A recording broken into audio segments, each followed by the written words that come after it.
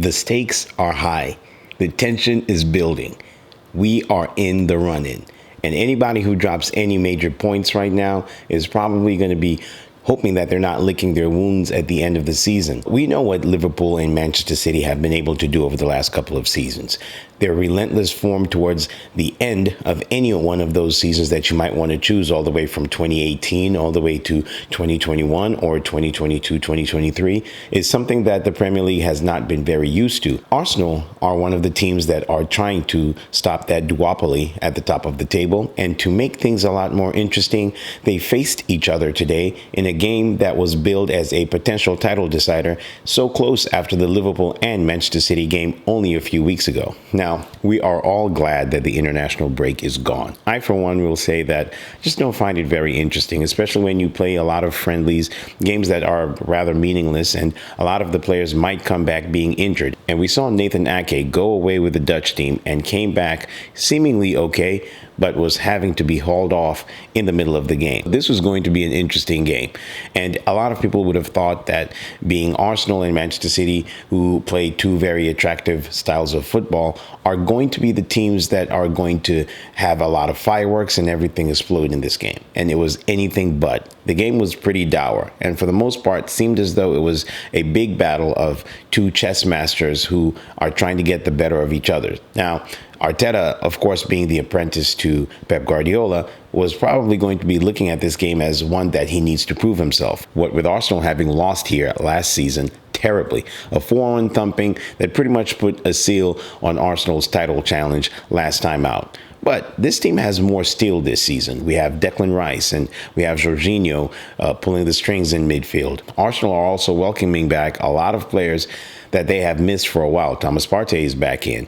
And the defensive solidity that Kivior, Gabriel, Saliba, and Ben White have offered has been second to none. We have the best defensive record in the league and the most lethal attack. But Manchester City are always going to be Manchester City. And especially at the Etihad, you knew that this was going to be a gigantic battle, even if it did not live up to the billing that we all thought that it was going to be. And I'm going to explain that in the next few minutes. But while I do that, please hit that like and the subscribe button to let YouTube and everybody else know that you are enjoying this content. Manchester City were probably going to be the protagonists in this game, and they were definitely going to have a lot of the advantages go their way, being a home team and being in familiar surroundings. Arsenal also had to get over the mental hurdle of being thrashed here last season, and overall a very poor record against Manchester City that has seen us lose each and every one of our last 7 outings at the Etihad Stadium. Not to mention Arsenal's very poor record against Pep Guardiola overall, and this was going to be a daunting fixture. But one of the things that I noticed from Arsenal, despite the fact that they never seemed very adventurous in this game, was that they had started with Jorginho and they chose to go for a more adventurous way of trying to attack. You can tell that the selection of Jorginho was meant to try and help them play through Manchester City, even though Manchester City did not allow them to do a lot of that. And on the other side, Arsenal also did not allow Manchester City to do that themselves. And if you look at Manchester City's actual lineup, they had Kovacic and Rodri, two players that are more defensive than you would think Manchester City would be able to offer. And the fact that Foden was once again shunted on to the wing and Kevin De Bruyne was given the usual charge to try and lead Manchester City's attack. Manchester City were set up more defensively than I expected them to, but the fact that they have all those creative players in their ranks, you knew that eventually they were going to stand up to any challenge that Arsenal were trying to give them. The game started off pretty decently. Manchester City were on top, and at some point the fact that they were nearing almost 80% possession would tell you all that you needed to know. After the game, Odegaard's post-match comments hinted to the fact that Arsenal did not want to play as defensively as they came out and played. And you could see that because, as I said earlier, Jorginho was chosen to play in the midfield, and if Arsenal did want to play very defensively, they probably would have had Thomas Partey there. Now, while Thomas Partey can venture out front sometimes, he gives a lot more defensive solidity than Jorginho does, and the fact that Jorginho was playing hinted strongly at the fact that Arsenal wanted to break through the lines of Manchester City. But in that first half, it was a very, very tough watch. And Manchester City did everything that they could to try and break down an Arsenal team whose resolve was much stronger than last season. Arsenal decided not to go with a man-to-man press as they did last season that allowed the likes of Kevin De Bruyne and Haaland so much freedom and space in the attacking areas. Arsenal decided to go more zonally in their defense.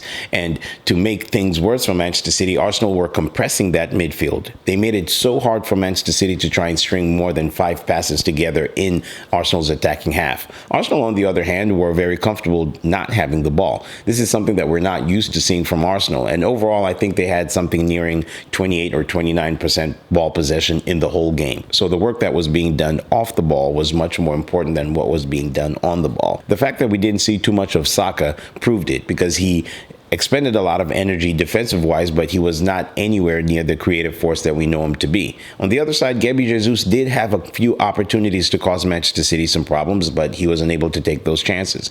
And one of the things that I'm pretty sure a lot of people noticed was that it was a very tough game for Arsenal to try and break through Manchester City's lines because they didn't have the outlet that was Martinelli. Martinelli was going to be very important in this game if he had started, because he offers Arsenal a lot of width, and his ability to also track back makes him a very formidable player in that Arsenal attack. Overall, the first half was very, very tough to watch.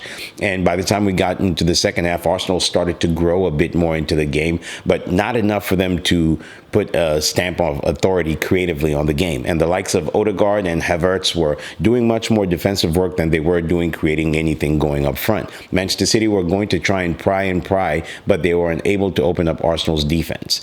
Now, overall, where does this lead us to? I think the fact that Liverpool managed to win a game that they really should have won against Brighton, because at the moment, Liverpool are one of those teams that when they play at home, it's almost a home banker for them to win it. The fact that this leaves Arsenal and Manchester City trailing in their wake, Arsenal 2 points and Manchester City 3 points back, is definitely going to be playing in the heads of these players. Arsenal, I have been saying for a while, I am growing more confident in Arsenal's ability to win this league. And the fact that today's result was a somewhat positive result for Arsenal as opposed to Manchester City enhances that. I still have Liverpool out in front, but as I've been saying for a while, I only have them just ahead of Arsenal.